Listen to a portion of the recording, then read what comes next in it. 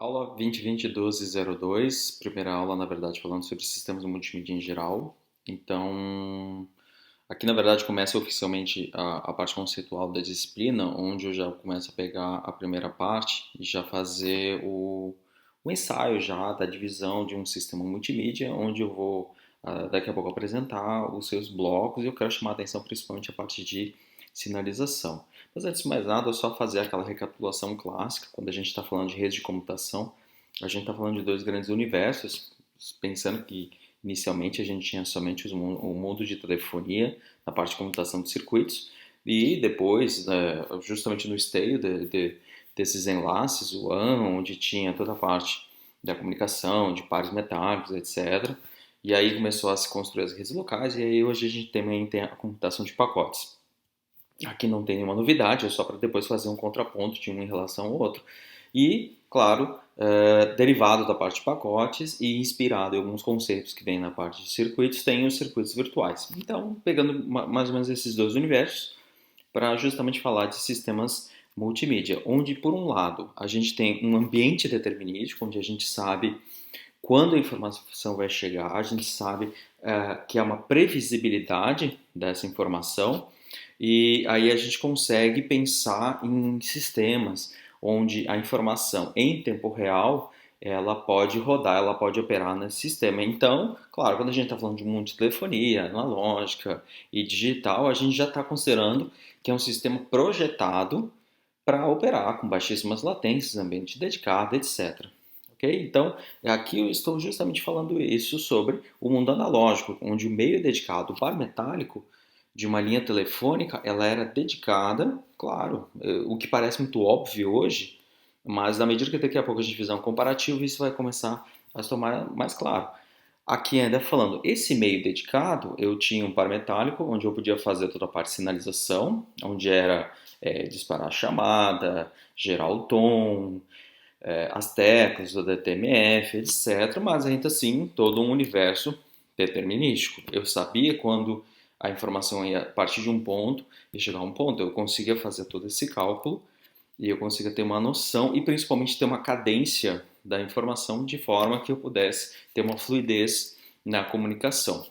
A outra opção, aí já falando um mundo mais digital, onde o meio podia já ser compartilhado, uma vez que a gente está falando não só de tecnologias, mas a gente está considerando um mundo onde o custo é algo muito importante.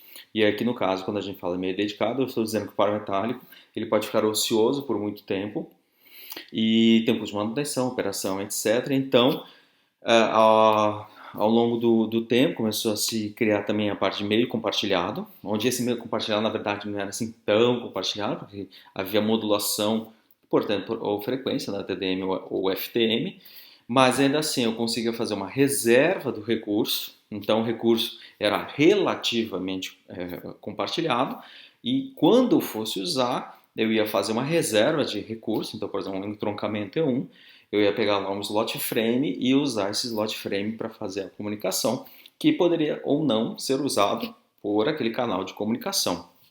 Ainda assim, eu conseguia, uma vez que eu estava fazendo esse tipo de modulação, ser determinístico. Então, eu ainda posso dizer, a informação vai demorar para sair de um ponto A ao ponto B entre 1 e 2 milissegundos. Isso é uma coisa previsível, possível para fazer. Já no mundo de pacotes, a gente está falando que é um mundo não determinístico. Isso vai fazer total diferença quando a gente começar a conceber os sistemas multimídia baseados em mundo IP. Uma vez que ele não é determinístico, a gente não consegue ter uma noção clara de quando a informação vai chegar e se a informação vai chegar. Então, nós temos que considerar várias outras coisas. Assim como o meio é compartilhado, também eu vou usar a mesma expressão, só que aqui, para resolver os problemas, eu não vou trabalhar com modulação, eu vou trabalhar com recurso excedente. Então, eu tenho bastante recurso, principalmente de rede. Então, eu tenho enlace de 1 gigabit, um enlace de 10 gigabit, mas eu não vou usar todo esse recurso o tempo todo. Então, eu tenho esse recurso excedente para que quem for utilizar vai competir por este meio compartilhado. Então, numa rede local, seja um formato barramento ou um formato estrela, em algum momento eu vou trabalhar as filas, o processamento, alguns canais de rede, alguns enlaces. Em alguns pontos vai haver o cruzamento e vai ter o afunilamento disso. Então é normal uma rede se estabelecer mais num desenho de árvore. Então quando a gente fala de estrela, a gente está falando de apenas uma rede local, mas ela vai estar num cenário maior, num contexto maior. Então é normal em algum momento ter esse ponto de afunilamento e aí vai haver competição. E a competição é uma competição direta, a menos que haja algum mecanismo para dar privilégio de um para um pacote ou outro. Então, basicamente o que a gente está falando no nosso mundo IP é que é uma rede de melhor esforço. Então, quando a gente está falando de circuitos virtuais, embora eu tenha reserva de recurso, eu não posso esquecer que eu estou falando de mundo IP, um protocolo projetado para melhor esforço. De tudo isso que eu estou falando, não tem nenhuma novidade quando a gente chega aqui na nona fase da engenharia. O problema é que a gente cada vez se depara mais que esta expressão melhor esforço, ela pode ajudar em alguns casos, mas em sistemas multimídia a gente vai ter pontos muito sensíveis quando for trabalhar com isso. E claro, vai levar ao impacto de ser não determinístico. Então, na verdade, eu não tenho previsibilidade se vai chegar e quando vai chegar.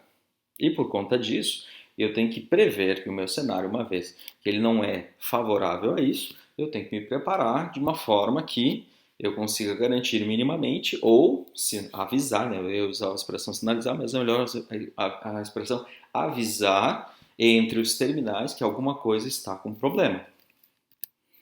Então, se por um lado eu tenho ali a previsibilidade de tempo de entrega no mundo determinístico, eu consigo fazer o meu sistema se adequar a esta previsibilidade.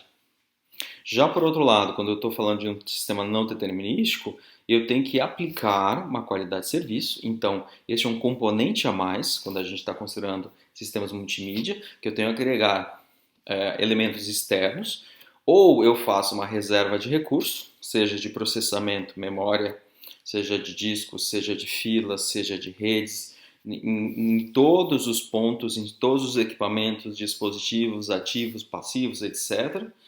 O que, quando a gente está falando de um mundo IP, a gente está falando de um mundo muito provavelmente heterogêneo, então o grau de complexidade de fazer uma reserva de recursos é muito grande e ela pode não funcionar a contento, ou aplicar uma segunda modalidade, que é a qualidade de serviço usando filas e descarte, que por um lado, mais agressiva, porque ela simplesmente vai fazer o descarte da informação e ela vai dar prioridade para alguns tipos de mensagem em detrimento de outras. Então, eu posso estabelecer que, uma vez que chega num determinado dispositivo, um roteador, um switch, camada 2, camada 3, ou até mesmo camada 4, eu vou receber essa informação, esses dados, esses pacotes, eu posso jogá-los em filas e dar prioridade, trabalhar com pesos, etc. Mas isso é uma coisa que pode trazer alguma melhoria.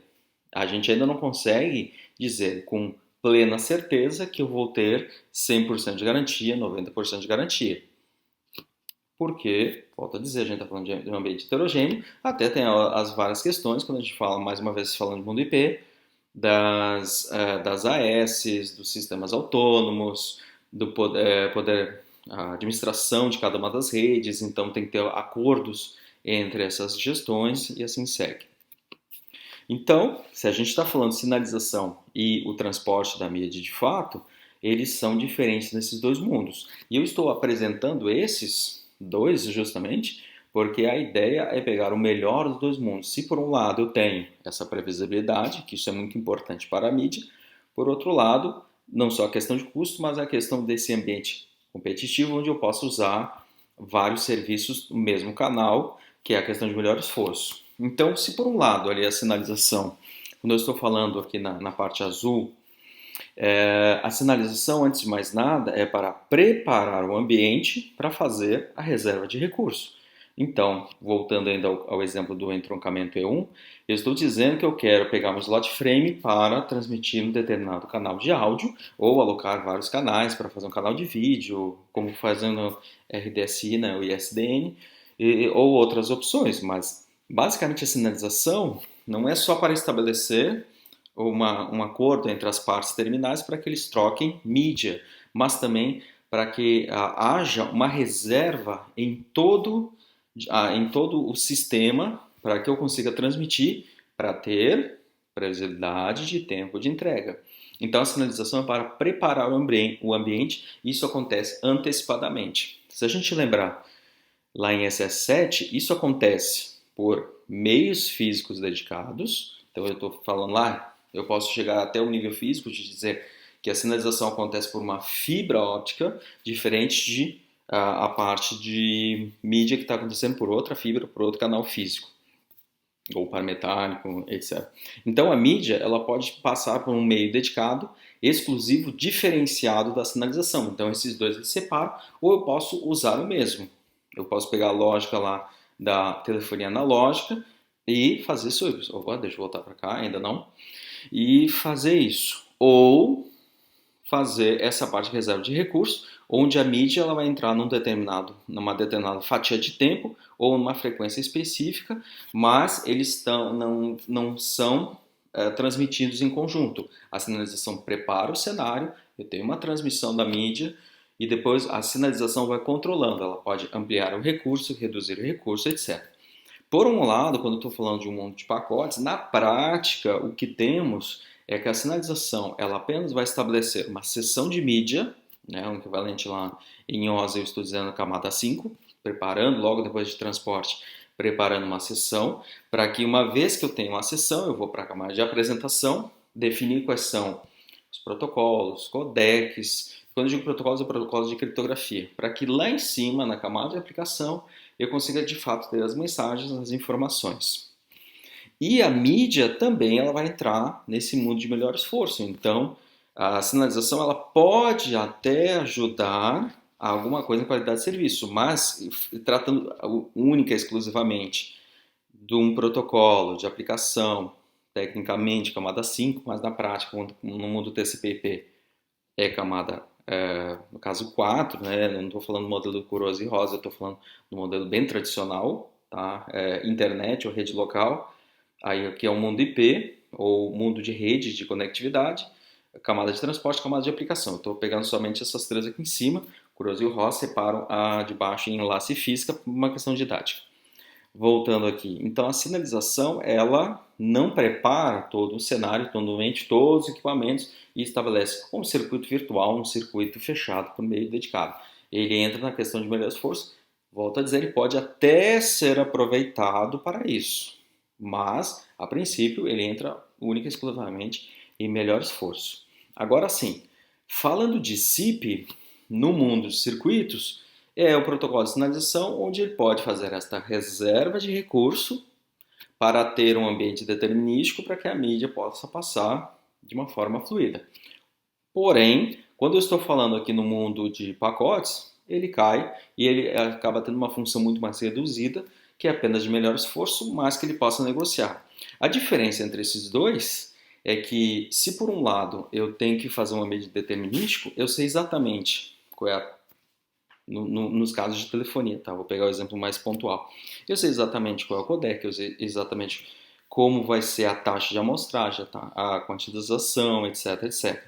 Já no mundo de melhor esforço, no mundo de pacotes, uma vez que eu tenho esse ambiente não determinístico, eu posso, então, escolher como vai ser transportada a mídia, como ela vai ser codificada e decodificada nas pontas. Então, a camada de apresentação, ela também tem que fazer essa negociação, que é o próximo item da disciplina, onde a sinalização no mundo de pacotes, ela tem que fazer não apenas sinalização, mas aqui no caso, sinalização e descrição de mídia, que é o termo usado para negociar as mídias. Aqui, então, o SIP, que é usado para sinalização, ele sozinho não vai conseguir fazer isso, ele só consegue estabelecer uma seção entre terminais. Ele não define nem as mídias, nem o tipo de mídia. Quem tem que fazer isso é um protocolo auxiliar, no caso eu já estou exemplificando aqui com SDP, mas é a parte de descrição de mídia, que é o próximo tópico. Eu não coloquei na apresentação porque eu ainda não vejo a necessidade, a gente está focando principalmente agora na parte de sinalização, onde ela pode encapsular a parte de apresentação, oferta de codecs, estabelecer um acordo e fazer essa troca, fazer o transporte da mídia, sempre lembrando no melhor esforço. Então a ideia é que o codec possa se adequar a esse ambiente para rodar melhor. Mas mais uma vez reforçando, é um ambiente não determinístico e é isso que faz a grande diferença quando a gente fala de um mundo IP.